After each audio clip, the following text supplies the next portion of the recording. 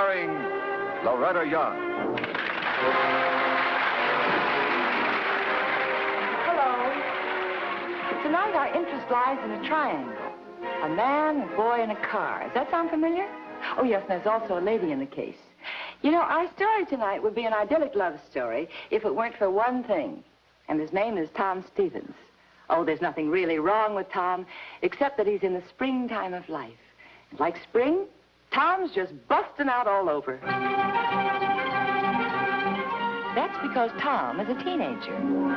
What's all there to do about these teenagers anyway? Is a teenager a time of life, state of mind, a tempest in a teapot, or a modern version of Attila the Hun? Let's examine this one. Let's observe 36 routine, uneventful hours in the life of teenage Tom. Hi, Norm. Me. Listen, you hear anything from Mrs. McGregor yet? No, not a whisper. Well, look, maybe we... I'll call you back, Norm. Oh, hi, Tom. Hi. Didn't know you're home yet. Anybody call me this afternoon? No, not that I know of. Why, is anything wrong? Well, what makes you think anything's wrong? I just asked you if I had a call, that's all. Okay. Don't bite my head off. You know, I'm kind of new at this teenage routine, and if I goof once in a while, you just have to kind of bear with me, okay? Oh, it's not that, Susan. It's just... What? Is Dad gonna be home for dinner? Yeah. Yeah, he better be. We're having roast beef. Oh, roast lamb, Mrs. Stevens. Tommy, get your feet off that table and go and wash up for dinner. Okay, Brad, okay, in a sec. Do me a favor, will you? Go on upstairs and take your bath, huh? Otherwise, she'll slam dishes around all during dinner, and it's my new china. Okay. Okay. Susan, there's something I've been meaning to ask you. What? Did Dad explain about Brad when he proposed to you? Oh, Tom. No, honestly, I don't believe your father had Mrs. Bradley on his mind at that particular moment. Now, go on, handsome. Change clothes. Dinner in a half an hour, huh? 20 minutes, Mrs. Stevens. 20 minutes, Tom.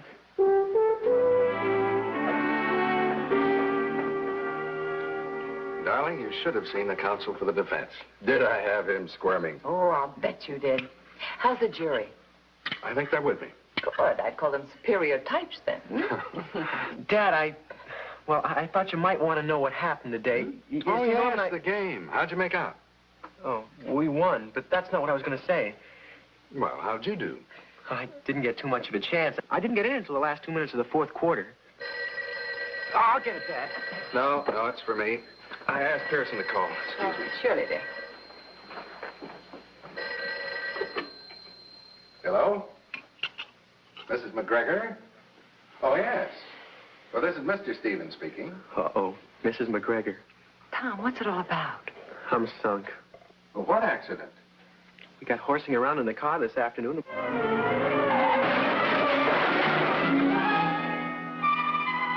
Bounced right over the curb into old Lady McGregor's flower bed.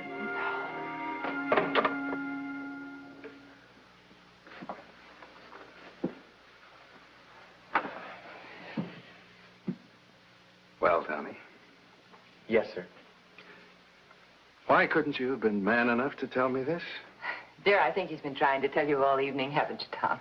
Well, he hasn't been trying very hard. All right, I'm sorry. You're always sorry. Afterward. Well, it wasn't only me. Norm was driving. You are just as responsible. Well, I left her a note, didn't I? And Norm and I are going to fix up the fence and pay for the damage. Who pays, ultimately? Oh, gee, Dad, it was after the game. We won and we felt like celebrating. And Norm missed the corner. It could have happened to anybody. That I doubt. You might have been killed. We weren't. You might have killed somebody else. We didn't. Suppose Mrs. McGregor had been in her flower bed. She wasn't. Well, what about respect for property? Tommy, when are you going to learn that property is a trust? Get your coat. Gee, Dad, you have to sound like a lawyer all the time? I told you, I can handle it. I'm not a kid. When you start acting like a man, I'll treat you like one. Now, come on. Okay, so make a fool out of me. Treat me like a moron. Take me by the hand to apologize to Mrs. McGregor. Remember whom you're talking to. I remember.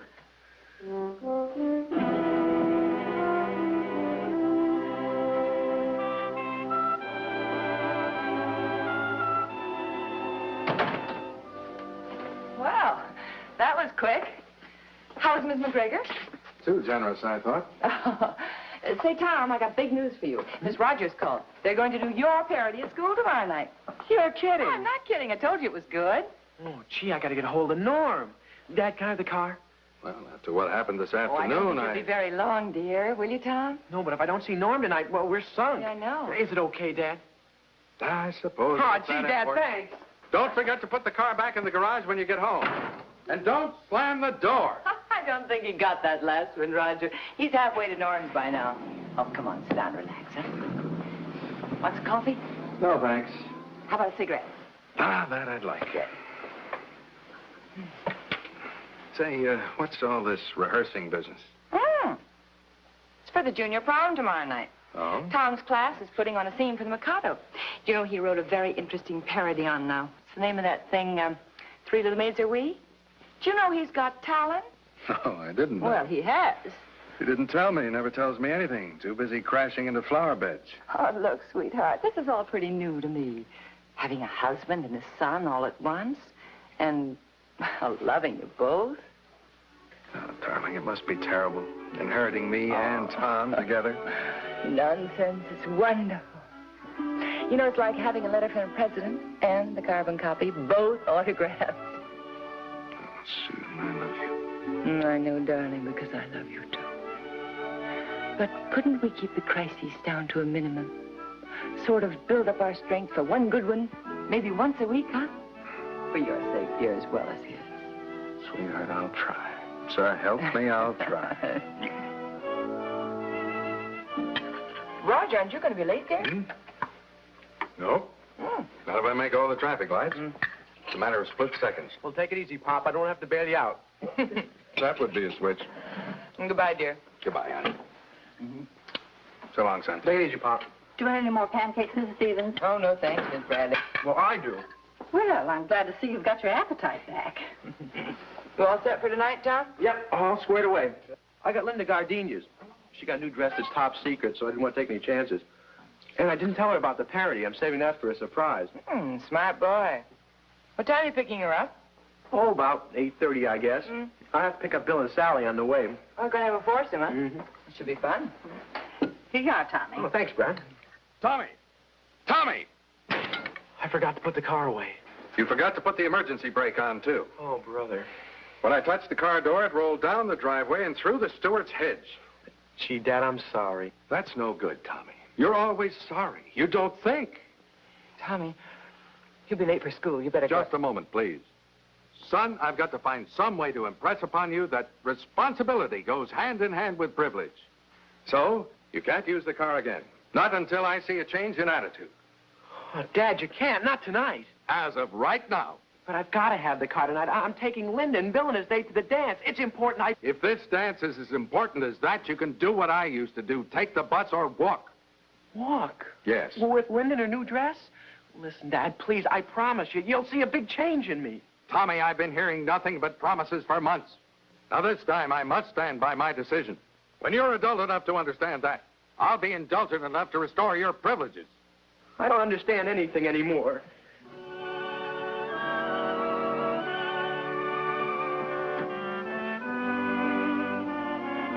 Darling. No, Susan. He's not a baby anymore. He's 16. He's got to start acting and thinking like a man. Oh, dear, I don't know. Maybe you're right. Of course I'm right. Well, 16 is such a difficult age. I remember it all too well. You're neither one thing or the other yet. Well, at 16, I had to get out and earn a living. But he doesn't. And that's not his fault. No, I suppose I'm to blame. Oh, darling, I don't think blame is the word. But then is the facts, ma'am, huh? Susan, dear, you don't seem to realize. Before you came, this was not a normal household. Tommy's been spoiled by me, coddled by Brad ever since his mother died. Well? He leans on us too much.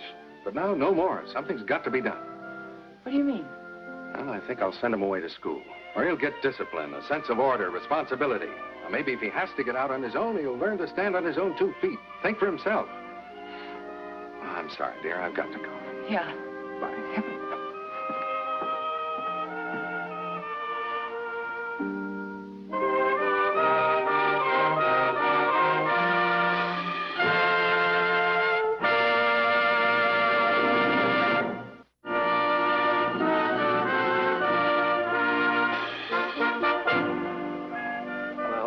great time to let me know. What am I going to tell Sally? What about your dad's car? That's out. You know my folks are in Chicago for the weekend. What's eating your old man, Tom? Why won't he listen to reason? He talked himself into a big sweat, so now I'm cooked. And I was counting on you. Huh? Can I help it if my father decides to play the big parent all of a sudden? Have you tried anybody else for a ride? All morning. Everybody's booked solid. Well, I've wasted enough time. Every man for himself now. See ya. Tom, where have you been all morning? Hi, Linda. I've been kind of busy. Me too. I've been helping decorate the gym all morning. Doesn't it seem like a million years until tonight? Yeah. Wait till you see my new dress. Oh, it's dreamy. Sure. What's the matter? Why are you so droopy? Am I supposed to get hysterical or something? No. Only I thought, well, I thought this was kind of a special night for us. What's so special about a dance in a crummy gym with a lot of tired crepe paper? Tom Stevens, what kind of a kick are you on? You sound as if you didn't want to go at all. Everybody's making such a rhubarb out of a dance. Well, please, don't do me any favors. Only I wish you'd let me know a little sooner. I've been turning down offers all week.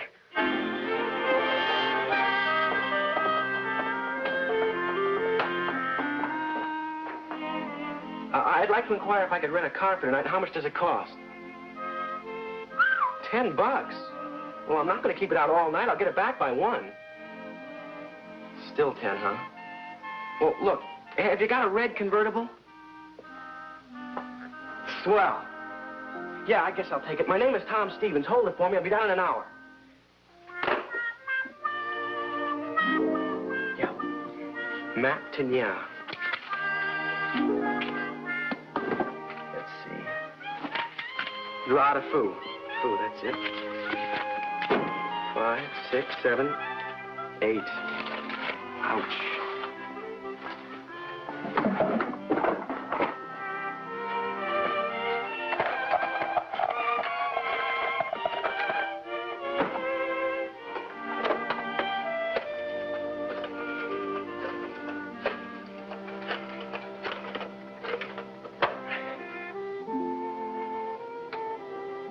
Hey, Linda.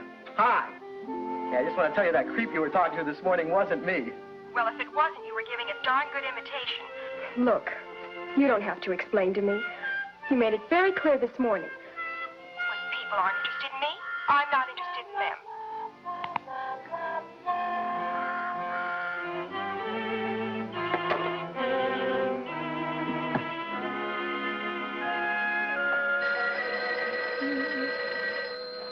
Hello? Hello, dear. Oh, hello, darling. I have a late appointment. I won't be home for dinner tonight. Oh, well, try to get home as soon as you can, will you? Yes, I will. I should be home about 10. Wait up for me, will you, please? Yeah, all right. Bye, dear.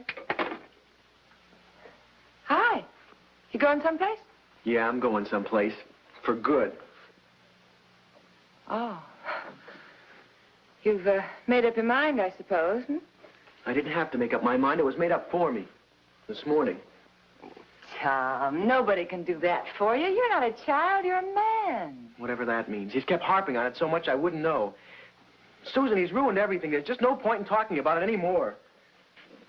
Well, what about the dance tonight, huh? Well, we fixed that up just dandy. What do you mean? No car, so Linda got herself another date. Oh, no. Yeah. What about the show, your sketch? Kid stuff. They don't need me. Let Norm do it. Tom, this leaving home business is pretty serious, you know.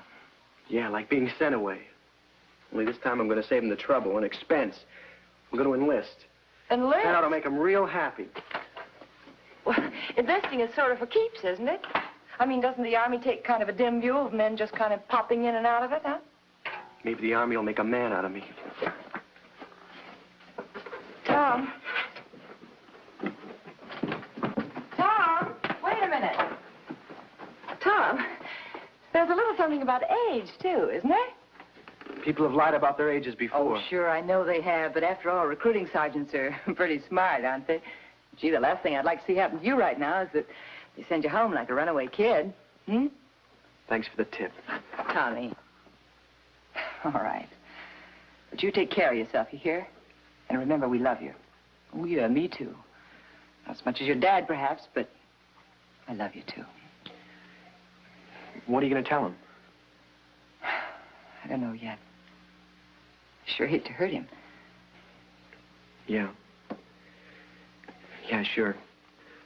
Well, so long.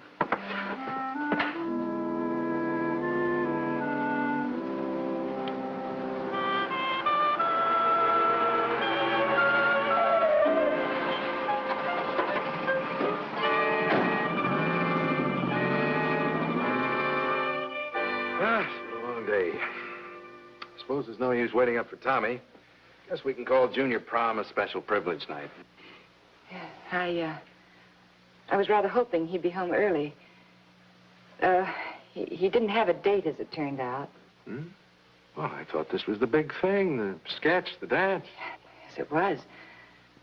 But he didn't go, Roger. You mean just because I didn't give him the car? Where is he? Up in his room, sulking? No, he went out all right, but, well, he didn't go to the dance. Well? Roger, he's left home. Oh, don't be silly. Left home? Yes. Well, kids just don't run away over a little thing like that. It wasn't just one thing, darling. And I don't think it was little to him. Susan, you mean you knew he was going? Yes.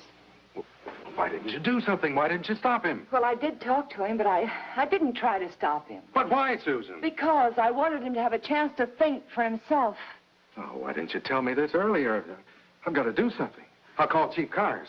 Have him put out a tracer on him. No, Roger, please don't do that. I honestly believe that if they do find him and they bring him back here, he'll never forgive you. Darling, look, I believe that our whole future is at stake here. I have faith in your son. He's a lot like you. I think he'll do the right thing on his own. If he has the chance, please, dear. Susan, you've known him less than a year. Maybe you know my son better than I do. Oh, darling. No, it's just that, well, you wanted him so much to grow up. Maybe you haven't realized that he has. Well, let's try to get some sleep. Yeah.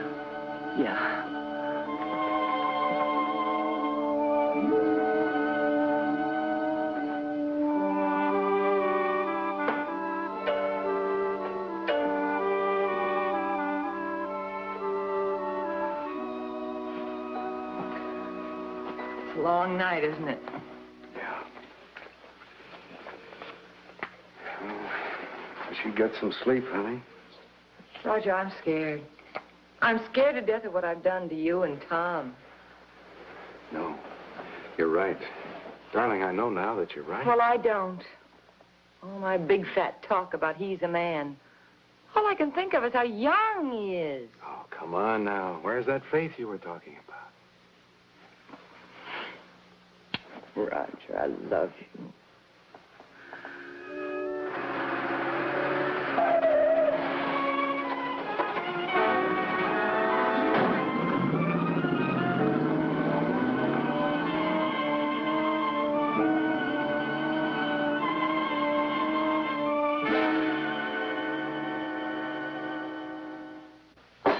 What did he say to you? It was the way he acted. Kind of excited all the time, like he was on a talking kick. Kept asking me questions. Like what? Like how much money I had on me, where I was going, if I was in trouble. Then he starts this thing about throwing $50 my way. For what? To take the station wagon into a used car dealer in Central City and pick up the cash for it. That's when I asked him to let me out of the car. Yep, that's what he was, all right. Stolen car racket. You see everything on the highways these days. How are you? What? In trouble, like you said. Running away from home. I got kids. Oldest one just about your age. Well, I've been planning on going away for a long time. Your folks know? My stepmother does. How about your old man? He was planning on sending me away anyway. To school. Same old story. Crabby father, bossy stepmother. Well, that figures. Oh, no, she's okay. She's going to tell my father for me. So she's left holding the bag. Well, that's probably what she wants. No, she's not like that, honest. It's my father. He means well, but... Well, take me. I ran away from home at your age. Been living off the road one way or another ever since. Well, like that bum that kicked you out of the car. And the hitchhikers you read about every day in the newspapers. Conk a guy in the head, take his car and money. They're restless. But they're never going to get anywhere, except maybe to the state pen. We all got one thing in common. We're living off the road. And we come from homes run like prisons by an old man who forgot he ever made a mistake in his life, right? I don't think my father ever did. He was an honor student right through high school and college. My old man was a holy terror, too, Lord rest his soul. But he was wrong about one thing, me. Yeah. There's two sides to everything. Looking back, I was just a kid. Maybe I couldn't take it. But my old man was entitled to a mistake now and then, same as me. Sure. Well, like I tell my boys, anybody can make a mistake anytime. But the older you are, the harder it is to admit it. Helps to look back at your old man. Of course, mine's dead now. Gee, it's after 2:30. Everybody's asleep back there except the kids. Tonight's prom night. Look, son, in 20 minutes, the truckers will be coming in. I can get your ride clear to Central City. I can get your ride right back home. Nobody will even know you've been away. They know. I can't go back. Well, it's up to you, son. Like the fella said, a man has to do what he has to do. I can't. I just can't.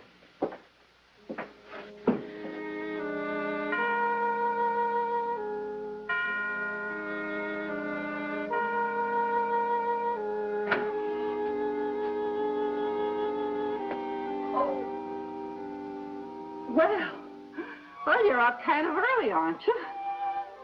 Oh, come on in. You know, I ain't slept a wink. How bad is it, Brad? Oh, not too. Everybody's sound asleep in the living room. Why don't you go clean up first, huh? Yeah.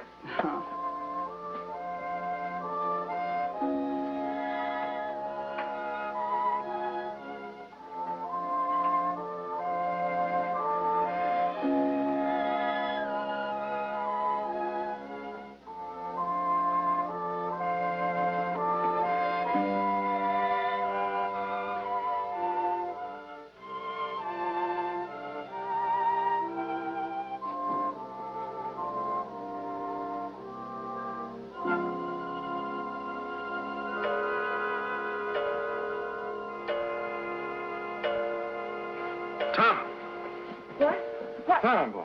Oh. Hi, Dad. Oh, brother. Am I glad to see you. I got to thinking what a rotten thing I did you, Susan. Huh? Letting you carry the ball with Dad. Oh. That was a kid's trick, all right. No, son, no. Look, when you've shown that you've learned how to carry the ball yourself, as you have just now, you're not a kid anymore. Thanks, Dad. Say, how far'd you get? Not very. I got home about 4, I guess. 4 o'clock. Say, what you been doing in the meantime? Oh, well, I forgot my key. I figured you two be asleep. Oh. So? So I went to sleep in the car. Oh. You forgot to put it away, Dad. Hmm? No! No!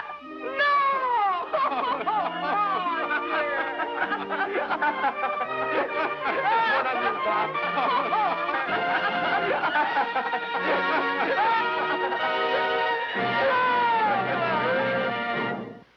You know, playing the part of Susan tonight reminded me of some words of a very famous American man of letters. His name is George William Curtis, and he said, "It's a great pity that men and women often forget that they, too, have been children." Well, good night. See you next week. The May issue of the Radio TV Mirror magazine has the whole story of a secret that we have kept so well that this announcement will actually be Miss Young's first knowledge of it. The sponsor, the producer, the cast, and the crew of the Loretta Young Show are very proud and happy that in Radio TV Mirror magazine's annual awards poll, Loretta Young is the favorite TV dramatic actress as chosen by America's TV audiences. For Miss Young and for all of us, we thank you very, very much indeed.